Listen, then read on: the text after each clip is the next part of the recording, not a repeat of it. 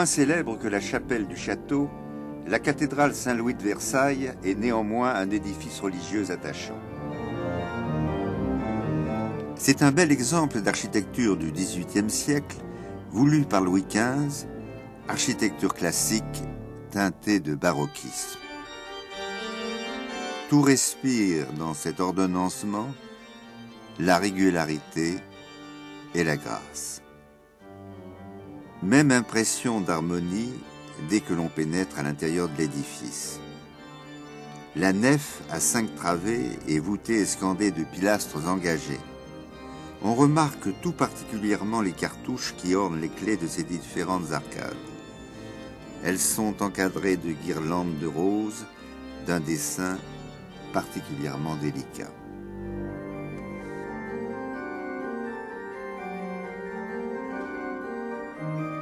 Mais qu'en est-il du caractère religieux de l'édifice? Le père Beau, curé du lieu, témoigne. Eh bien, je suis personnellement attiré par cette église dont je suis le curé depuis quelques années et je ressens une ambiance d'harmonie, de beauté, un certain charme, un certain style qui me permet de prier, de me sentir à l'aise.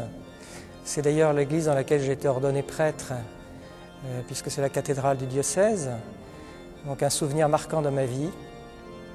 Bien sûr, je sais que c'est un bâtiment qui est impressionnant, classique, qui peut très bien freiner quelques personnes ou ils ressentent qu'il y a un petit manque de participation possible dans la liturgie.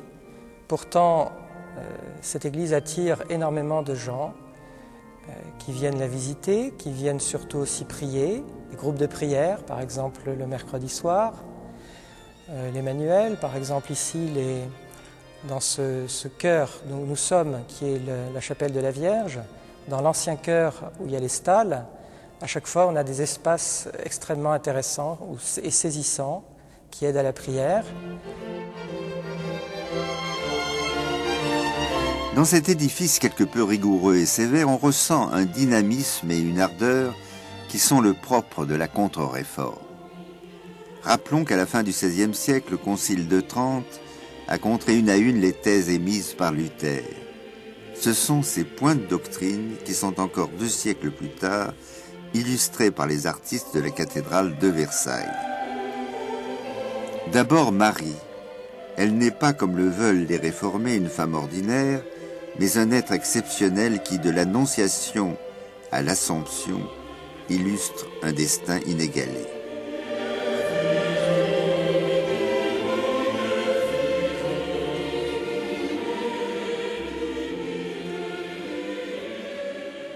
Ensuite, le pape et les évêques sont bien les véritables guides des fidèles. Le trône épiscopal qui se trouve à la croisée du transept l'affirme par son faste et son ampleur inusitée.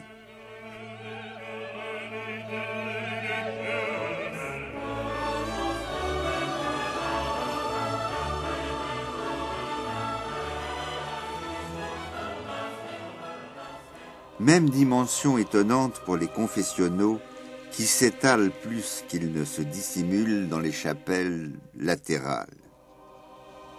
Ici, contre l'opinion des protestants, est vigoureusement affirmée la nécessité de l'aveu des fautes et la possibilité du pardon. Et que dire de la chaire, lieu privilégié où s'enseigne la doctrine? Pas de libre examen.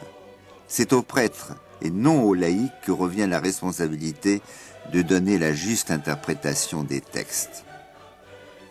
Alors, et seulement dans ces conditions, peut s'épanouir la vérité.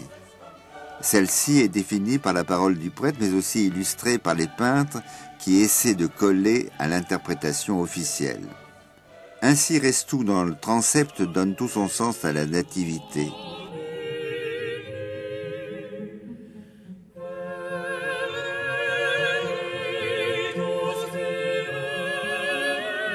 Ce n'est plus à la naissance d'un petit homme à laquelle nous assistons, mais à l'incarnation d'un Dieu visible grâce à la lumière surnaturelle qui fuse de toutes parts.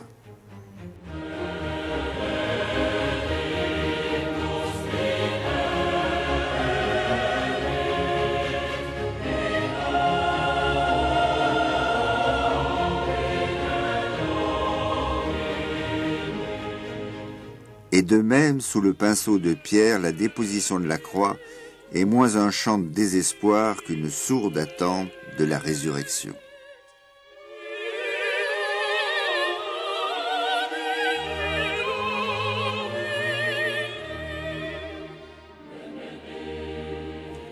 Autre point de friction avec les protestants, la dévotion des saints.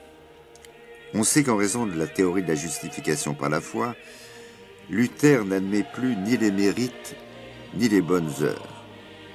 Pour lui, il n'y a plus de saints mais des croyants. Le Concile de Trente s'inscrit en faux contre cette innovation et rétablit la sainteté dans tout son éclat. Certes, il ne s'agit plus des saints du Moyen-Âge dont le caractère merveilleux, voire mythique, est devenu suspect. Ce sont de nouveaux saints qui entrent en lice, dont l'historicité est démontrée et les mérites avérés. Saint Charles Borromée, le premier qui restaure dans la dignité son diocèse, profondément ruiné par l'indiscipline et l'immoralisme, et qui est de ce fait le saint de l'espérance. Saint Vincent de Paul, apôtre de la charité, qui s'occupa toute sa vie, avec un zèle brûlant, des déshérités. Saint François de Sales, apôtre de la foi, qui dialogua toute sa vie avec les protestants, préférant la persuasion à la violence. Tel est l'esprit du concile illustré à Versailles. Et certes, en ce temps d'écuménisme, on peut trouver la leçon un peu rude. Mais si certains interprètent le concile de Trente comme un esprit de revanche, d'autres y décèlent une passion pour la vérité. La visite approfondie de cet édifice nous réserve une dernière surprise. C'est l'admirable mausolée réalisé par Pradier à la mémoire du duc de Berry. On sait que le fils de Charles X fut assassiné en 1820 par un illuminé. Pour exprimer tout le tragique de cet événement, Pradier hésita entre deux solutions. Soit élever un monument d'esprit stoïcien et de facture païenne, c'est la stèle, soit de réaliser une œuvre profondément chrétienne. C'est le christianisme qui l'emporta dans ce poignant face-à-face du mourant, consolé par l'espérance.